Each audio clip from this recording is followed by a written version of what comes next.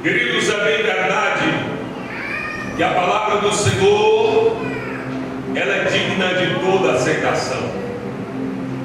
É ela que nos exorta, é ela que nos fortalece, é ela que nos acrescenta a fé, é ela que nos dá as diretrizes de como andar, de como caminhar, é ela que nos dá os princípios de como nós devemos proceder na caminhada cristã, é ela que nos dá toda a base, toda a estrutura, toda a força, toda a graça, para que nós venhamos prosseguir avante rumo aos céus, avançando, tendo a nossa convicção intacta para onde nós estamos indo. É a palavra de Deus que nos dá essa condição de estarmos firmes na caminhada. E é bem verdade que quando nós nos debruçamos na palavra, e aqui na carta aos Coríntios, Paulo vai então falar acerca do seu ministério, vai escrever aos irmãos de Corinto acerca do ministério, falando da excelência de Cristo, falando que Cristo é o centro do seu ministério, falando que Cristo é a totalidade do seu ministério. Quando nós vemos no capítulo de número 4, Paulo ensinando a igreja de Corinto acerca do seu ministério, acerca da sua entrega ao ministério da palavra do Evangelho, pela obra do Senhor em favor dos coríntios, nós devemos aprender aqui nessa noite, que nós vamos ver acerca da caminhada cristã, acerca de como nós devemos proceder rumo aos céus, acerca de como nós devemos continuar avantes rumo aos céus e não esmorecer, e não estagnar, não parar no meio do caminho. Paulo, ele vai dizer aos coríntios: olha, temos porém esse tesouro em vasos de barro. Que tesouro é esse? O Espírito Santo, as delícias do Senhor nas nossas vidas, os dons do Espírito, a capacidade do céu, a graça, a misericórdia estendida a nós. E ele vai dizer: somos como vasos de barro, para que a excelência do poder seja de Deus e não de nós. Ele vai deixar claro que tudo que nós procedemos, tudo que nós fazemos, tudo que nós executamos não é por mérito nosso, não é para nossa excelência, não é para que nós venhamos nos gloriar, mas para que nós venhamos gloriar o Senhor, glorificar o Senhor, pois Ele é digno de honra e exaltação. Ele vai dizer: olha, Coríntios, nós não pregamos a nós mesmos, mas o Senhor. Glória a Deus. Ele vai dizer: nós somos vossos servos, por amor de Deus. Ele vai dizer aos coríntios que tudo que eles estavam fazendo foi por amor a Cristo, em favor da vida deles. Paulo, ele vai dizer aos coríntios que a entrega dele era por amor a Cristo, em favor da alma deles. Quando ele vai escrever 1 Coríntios, 2 Coríntios, as duas cartas exortando essa igreja e falando da excelência de Cristo, falando que Deus, que Cristo é o nosso Redentor, o Salvador da nossa alma, que nós devemos estar firmes na sua caminhada. Aleluia. Ele vai dizer: em tudo somos atribulados, mas não angustiados, perplexos, mas não desanimados, perseguidos, mas não desamparados, abatidos, mas não destruídos. Ele vai dizer aos coríntios: ó Coríntios, entenda, a minha vida é de tribulação, é de angústia, de perseguição, mas em tudo nós estamos firmes. Aleluia. E ele vai deixar clara a esperança, sabendo que o que ressuscitou o Senhor Jesus, o Senhor Deus Pai, nos ressuscitará também por Jesus e nos apresentará convosco. Ele vai trazer a esperança da ressurreição. Ele vai trazer a esperança de que Deus Pai ressuscitou Jesus. Ele da mesma forma vai nos ressuscitar naquele dia. Aleluia.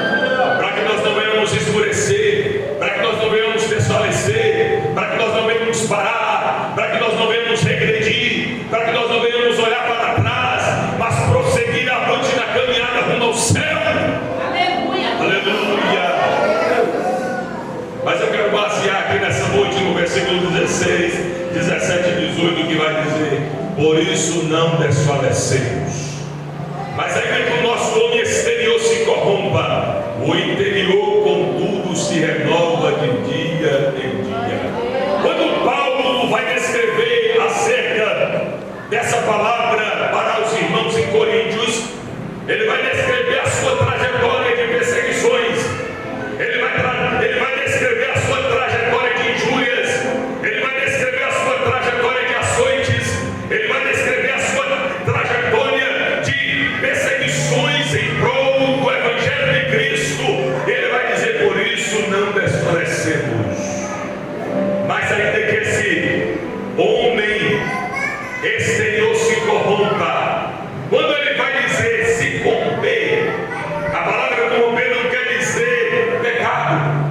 Não é que Paulo está dizendo que o pecado tomou conta deles, não. A palavra corromper está se referindo às injúrias que eles estavam passando, está se referindo às aflições daquele tempo, estava se referindo às tribulações que eles estavam passando, estava referindo às provas que eles estavam tendo, estava se referindo aos desertos que eles estavam passando, ele estava se referindo que o homem exterior estava se corrompendo pelo enfado diário, pelas dificuldades diárias, pelo labutar diário. Ele vai dizer: ainda que essa carne, esse homem exterior vai se corrompendo, o interior vai se renovando de dia em dia.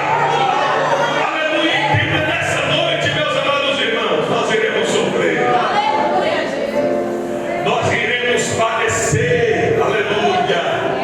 E eu quero dizer que não abandone sua recompensa eterna por causa da intensidade da dor que você está sentindo hoje, porque tem muitas pessoas que, por conta da dor, da intensa dor que sofre no dia a dia, ela vai se esmurecendo, vai se estagnando, quer retroceder, quer largar a caminhada com Cristo, quer largar o Evangelho. Mas nessa noite, entenda, Paulo sofreu muito, e da mesma forma, e ele está dizendo ainda que esse homem exterior se corrompa, ainda que as dores venham, ainda que as dificuldades venham, contudo, esse homem interior está se renovando dia após dia. Aleluia! Entenda, vai servir de combustível essa dor que você está sentindo. É a mesma coisa que Paulo está dizendo: está me batendo no exterior, mas no interior está produzindo renovo. Aleluia! Eu estou sofrendo no exterior, mas a minha alma está se renovando dia após dia. Aleluia! Eu estou chorando por fora, há lágrimas caindo, mas por dentro a minha alma está inabalável. Oh, aleluia! Louvado seja o nome do Senhor. Paulo entendia o que é resiliência, que em meio ao turbilhão de dificuldades, em meio às dificuldades que estavam vivendo naquele tempo, e ele passando para a igreja de Coríntios, ele sabia o que é resiliência. Resiliência, segundo a física, a física vai dizer a respeito de resiliência, é quando um corpo que, quando ele é sofrido por algum choque ou deformação, ele volta ao seu estado original novamente. Um exemplo: alguém que tem uma gominha aí, um elástico, quando você pega essa gominha e estica ela, ou um elástico, quando você solta, o que ela faz? Volta ao seu estado original. Isso é resiliência. Resiliência, segundo a física, é isso: quando um corpo sofre um choque, uma deformação, ele volta ao seu estado original. Segundo a psicologia, a definição de resiliência é quando um indivíduo sabe lidar com problemas, ele tem capacidade de adaptação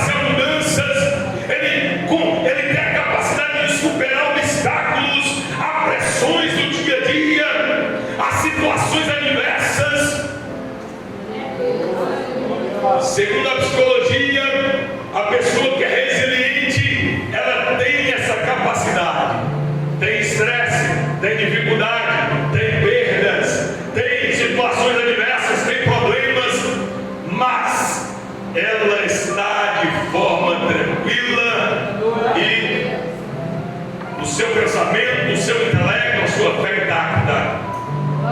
Porque tem muita gente que quando vem as adversidades da vida, quando vem as perturbações, quando vem os traumas, quando vem as perdas, quando vem as aflições, as tribulações do dia a dia, ela perde o rumo, o seu foco desaparece, a sua percepção do céu desaparece, a sua caminhada parece que o chão sai dos pés dela. Entenda, vai vir tribulação, vai vir perda, você vai sofrer perda, minha querida, você vai sofrer perda, meu querido, todos nós iremos perder, todos nós iremos ter perda nessa vida, mas entenda, nós devemos chorar sim, chora pelas perdas, chora nas tribulações, chora nas dificuldades, mas a sua consciência e a sua alma está intacta, entendendo que Deus está no controle, Deus está no comando, Deus é soberano sobre tudo.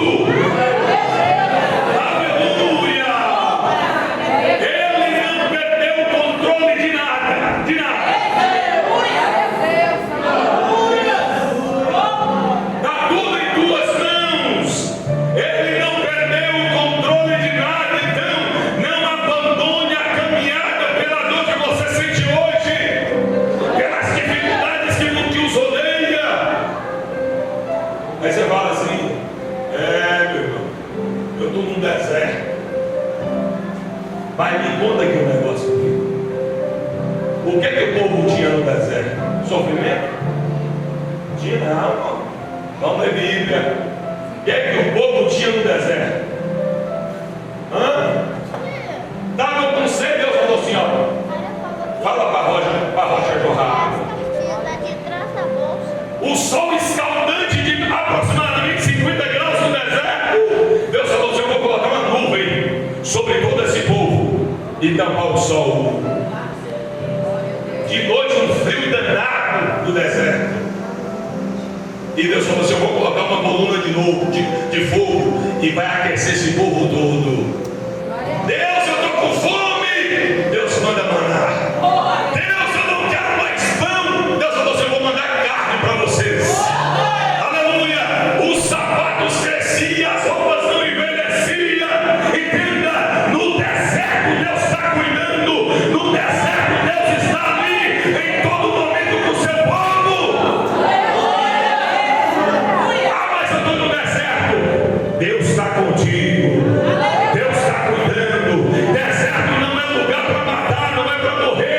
É lugar onde Deus está cuidando e trabalhando. Deus está cuidando e mudando caráter, mudando postura, mudando atitude. Aleluia, entenda isso nessa noite. Aleluia. Quantos desertos Paulo não sofreu, não esteve? Ele foi fustigado de vara, não só uma vez. Vamos dizer nesse tempo, uma vara de fenegoso, ele sem camisa e sendo fustigado de vara. Por isso não desfalecemos, mas ainda que o nosso homem exterior se corrompa, seja esbofeteado pelas tribulações, pelas dificuldades desse tempo presente, o interior contudo se renova de dia em dia.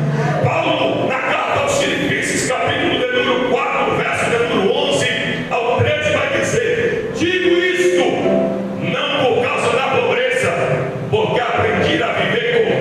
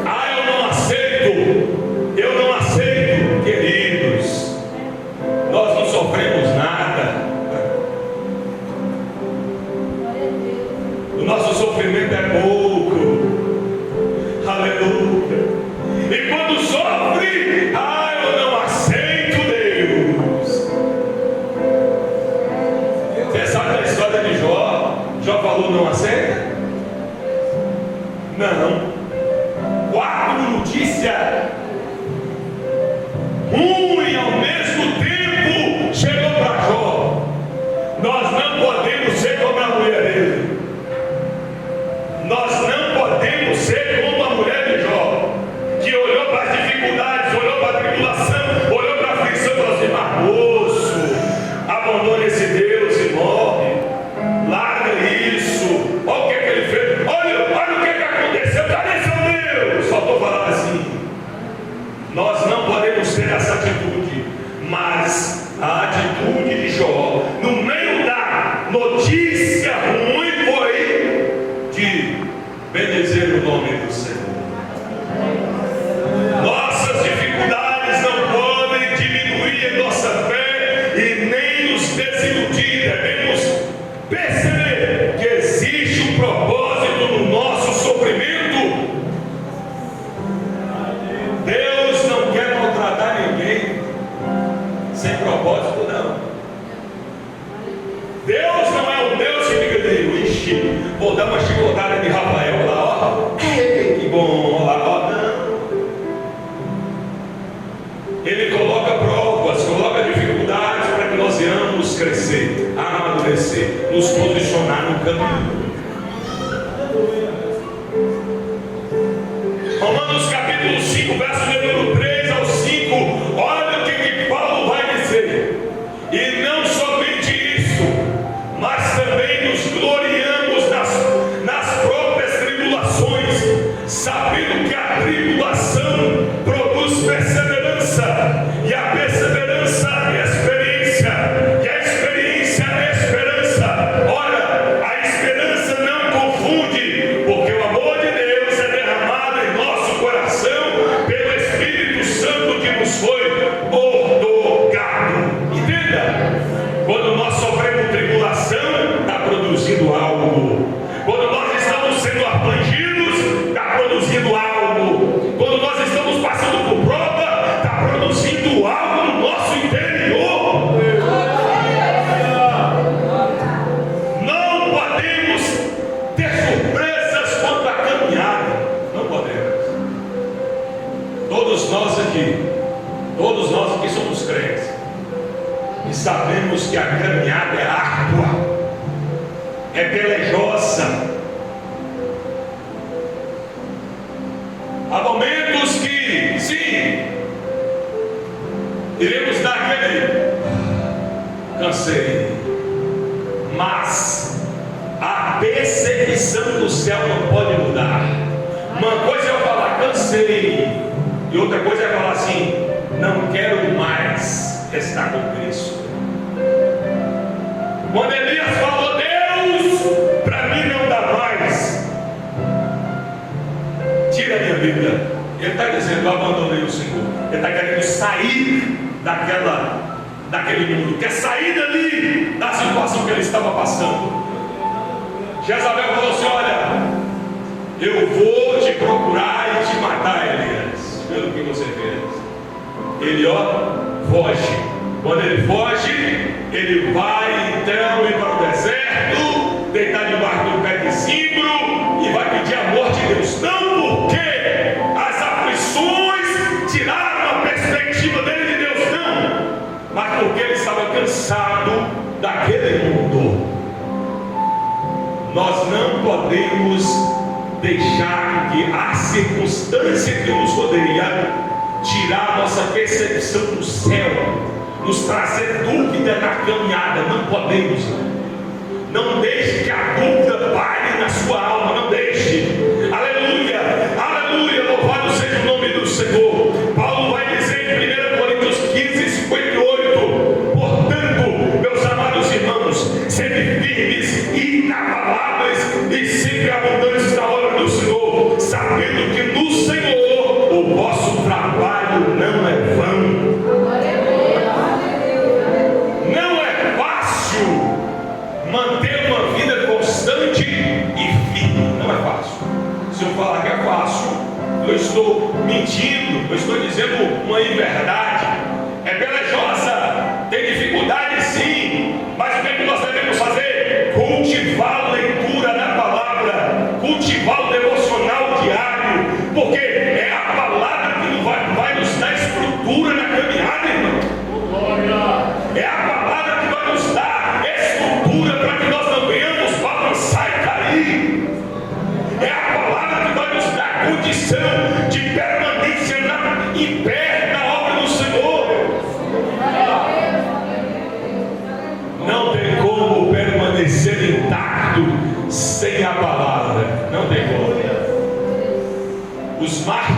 passado morreram sem negar a Cristo, porque estavam firmados na palavra.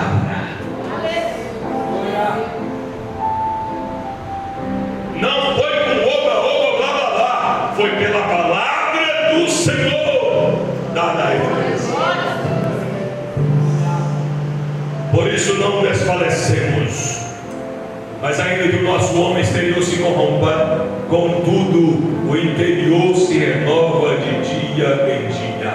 Ele vai dizer, porque a nossa leve e momentânea tribulação produz para nós um peso eterno de glória muito excelente. Olha o que Paulo vai dizer. A nossa leve e momentânea tribulação. Ele não falou para os coríntios, a nossa pesada tribulação, ou tribulação que nós estamos passando. Não, a nossa leve e momentânea tribulação. Veja a tribulação, as dificuldades que você passa como leve, porque maior é Cristo, maior é o Senhor. Sabe o que ele vai dizer em 2 Coríntios capítulo 12, verso número 10? Pelo que sinto prazer nas fraquezas, nas injúrias, nas necessidades, nas perseguições, nas angústias, por amor de Cristo, porque quando sou fraco, então é que sou forte. Ele está dizendo, pelo que sinto prazer, quem tem prazer em necessidades, em injúria, em tribulação, em angústia, porque ele sabe que o caminhar dele é com Cristo, a vida que ele está levando é com Cristo, não é ele, mas é Cristo vivendo nele, então tudo que ele passar é por amor a Cristo.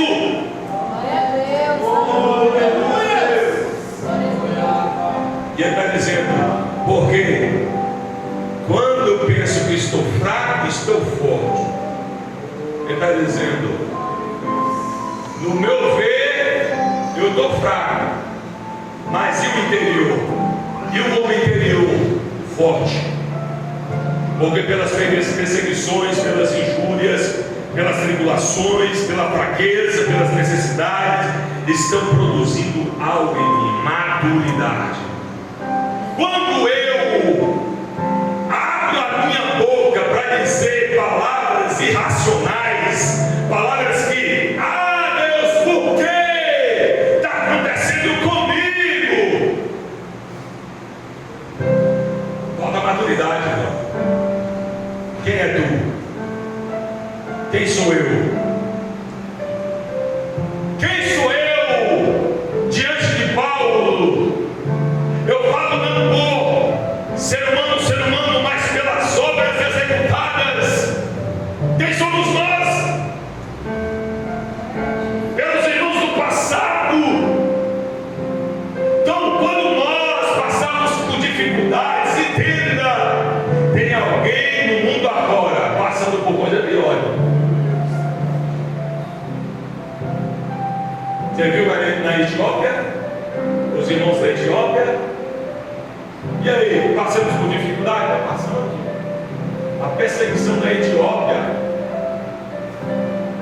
E os irmãos lá firmes com Cristo. Firmes com Cristo. Nós não passamos nada, mas entenda, nada vai nos tirar do amor de Cristo. Nada. Porque Paulo vai dizer em Romanos capítulo 8, verso número 35 e 39: quem nos separará do amor de Cristo? Será a tribulação, ou a angústia, ou a perseguição, ou a fome, ou a nudez, ou o perigo, ou a espada? Em todas essas coisas, porém, somos mais que vencedores por meio daquele que nos amou. Nada poderá separar-nos do amor de Deus que está em Cristo Jesus nosso Senhor. Ele afirmando essa palavra aqui em 2 Coríntios capítulo 4. Por isso não desfalecemos. Por quê?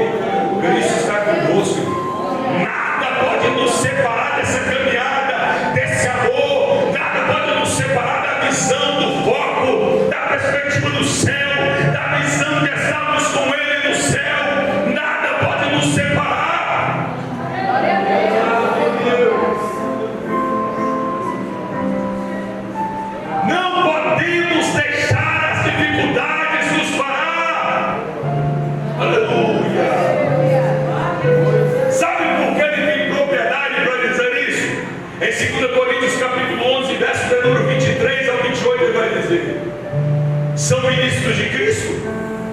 Eu ainda mais, em trabalhos muito mais, em prisões muito mais, em açoites sem medida, em perigos de morte, muitas vezes, em jornadas, muitas vezes, em perigos de rios, de salteadores, entre patrícios e gentios, no deserto, no mar, entre vossos irmãos, em trabalhos e fadigas, em vigílias, fome e sede, jejuns, frio, nudez.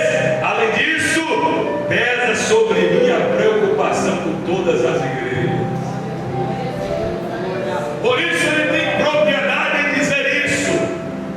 E nós devemos entender que a nossa caminhada deve basear na palavra, deve estar intacta a nossa fé e a nossa confiança em Cristo Jesus. Não podemos escurecer, não podemos estagnar, não podemos retroceder. Devemos estar como alguém que se alistou em uma boa milícia, como guerreiros, como soldados de Cristo na caminhada rumo ao céu. Aleluia. Saber que viveremos para sempre com Deus em um lugar sem pecado e sofrimento pode nos ajudar a viver acima da dor que enfrentamos nessa vida. Nós devemos olhar, irmãos, por fim, viver o presente com intensidade, de uma forma piedosa na palavra, com Cristo, olhar para o fim e saber que quando nós chegarmos lá, receberemos a coroa da vida. Receberemos e estaremos com Cristo, triunfaremos com o Senhor, regozijaremos vida eterna. Aleluia! Porque a nossa leve e momentânea tribulação produz para nós um peso eterno de glória muito excelente. Em Romanos capítulo 8, verso de número 18, ele vai dizer: porque para mim tenho por certo que os sofrimentos do tempo presente não podem ser comparados com a glória que há de ser revelada a nós. Não pode se comparar, irmãos. Não que nós vamos ovacionar o sofrimento, as dificuldades. Nós somos humanos, iremos chorar, iremos nos entristecer. Como o pregador vai dizer em Eclesiastes capítulo 3: há tempo de pular de alegria, há tempo de tristeza, de choro, há tempo de abraçar e tempo de largar e se abraçar, há tempo de cantar, tempo de correr, há tempo para tudo debaixo dessa terra.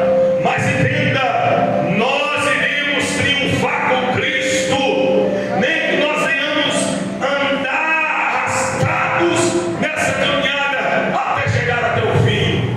Aleluia. Nós devemos ser Igreja Filadélfia. Quando Cristo vai escrever ao anjo de Filadélfia, ele vai dizer: você aguentou uns bocados, Filadélfia. Você está arrebentada na minha palavra, na minha visão. Mas não negaste o meu nome, guardaste a minha palavra. Foi uma das igrejas que não houve repreensão, mas elogio da parte do Senhor.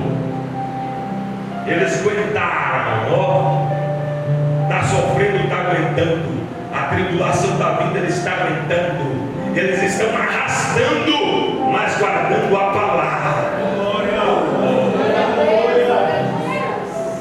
Só a palavra, irmão, vai nos dar condição de arrastar, mas não entregar os pontos.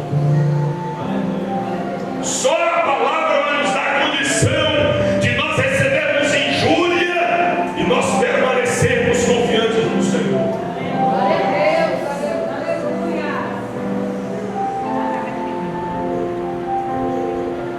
Como foi as mães no tempo de Nero, quando eles pegaram as mães, entravam nas casas, pegavam as mães, pegavam os pais, matavam e pegavam as mães com crianças no colo e diziam: negue a Cristo e nós largamos a sua criança, mas se você não negar a Cristo, nós atiraremos ela na parede.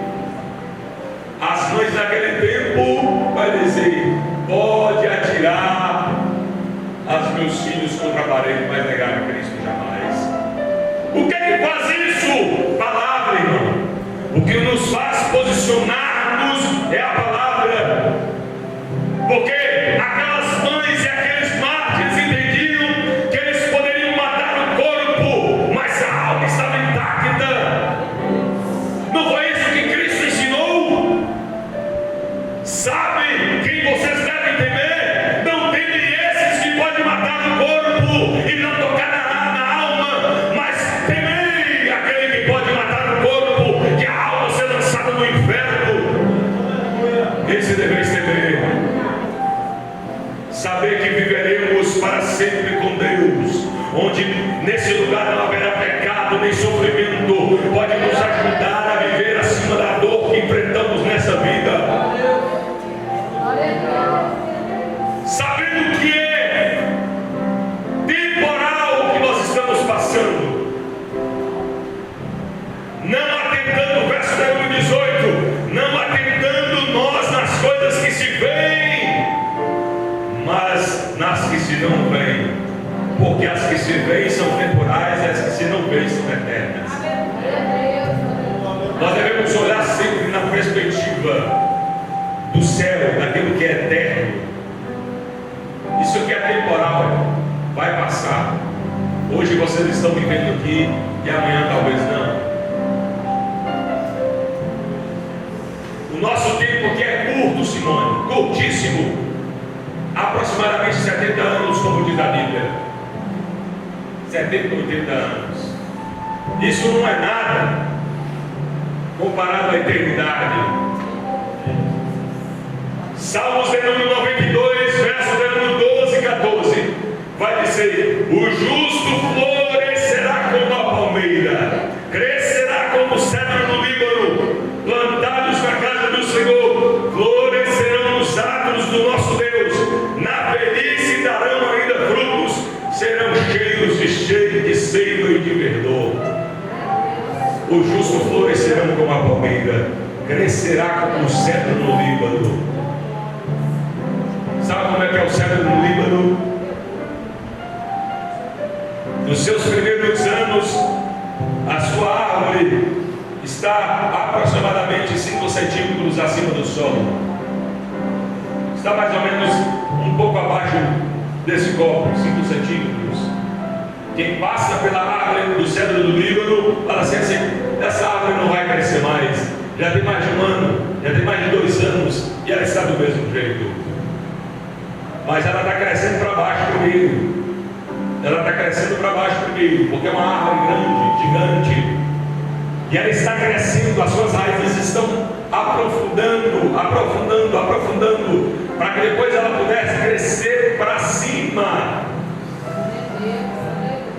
Quando a palavra vai nos comparar com o cedro do Líbano, o salmista vai dizer que o justo florescerá como a palmeira e crescerá como o cedro do Líbano. Ele está dizendo: talvez ninguém está vendo por fora aqui, mas tem raiz, está crescendo, está crescendo, está crescendo. Talvez você olhe e fale assim: não tem como, está raquítica, não produz nada, não está crescendo. Você não está vendo, mas está crescendo. O interior está se renovando, o interior está amadurecendo, o interior está produzindo. Aleluia. Talvez não está transparecendo para outros, mas o interior está crescendo. 2 Timóteo capítulo 1, verso de número 12 vai dizer: por isso estou sofrendo estas coisas, todavia não me envergonho, porque sei em quem eu tenho crido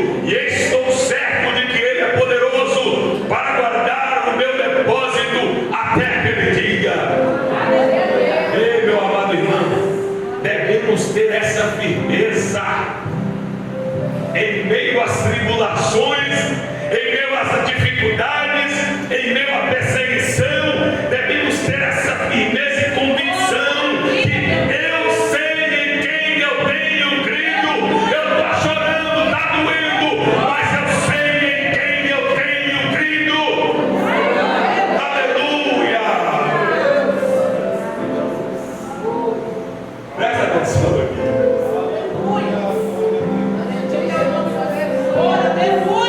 Segunda carta ao Timóteo. Paulo já estava na sua última prisão. Nero já tinha assinado. Paulo de Tarso será decapitado por tumulto. E ele vai escrever a segunda carta ao jovem Timóteo. Por isso estou sofrendo essas coisas, Senhor. Não me envergonho. Eu sei em quem eu tenho crido. Nero já tinha assinado, ele vai ser decapitado. Paulo estava preso. Não tinha muitos com ele. Alguns relatos vão dizer que Lucas estava com ele, mas estava só. E ele vai ser decapitado, mas a sua alma estava firme com Cristo. Tudo que ele passou no exterior, naquele mundo, naquela época, não interferiu no seu interior para negar a Cristo ou abandonar a sua fé. Nada de depressão, de ansiedade, nada. Pode interferir o posicionamento de Paulo frente à caminhada com Cristo. Ele tinha certeza, como está em Hebreus capítulo 11, verso número 1 e 13. Ora, a fé é a certeza de coisas que se esperam, a convicção de fatos que se não veem. Todos estes morreram na fé sem ter obtido as promessas, vendo-as porém de longe e confessando que eram estrangeiros e peregrinos sobre essa terra. Nós não somos daqui, somos peregrinos e forasteiros nessa terra. Se coloque sobre os seus pés, por gentileza. Nós caminhamos por fé e não por vista. Repito, nós devemos estar posicionados, confiantes no Senhor. Nada de forma exterior pode interferir na nossa fé, na nossa caminhada cristã. Não. Nada. Devemos continuar firmes e constantes. Isso se chama perseverança. Perseverança baseia-se na capacidade de uma pessoa de enxergar além do físico, o espiritual, além do presente, o futuro, além do visível, o invisível. Os cristãos devem olhar além do que é temporal, estabelecendo as coisas deste mundo. Nós devemos perseverar, a capacidade de não desistir com facilidade. Aleluia. Não desista. Continue firme na presença do Senhor. Em meio a esse turbilhão de dificuldades, de entretenimento que hoje o mundo oferece, devemos nos posicionar com a palavra. Devemos. Aleluia. Feche os seus olhos nessa noite. Oremos a Deus. Pai, muito obrigado, Senhor, pela tua palavra. Obrigado, Deus, pela oportunidade dada a nós nessa noite de hoje, de podermos, ó Deus, debruçar na tua palavra. Que os teus filhos, ó Deus, que aqui está, que ouviu a tua palavra,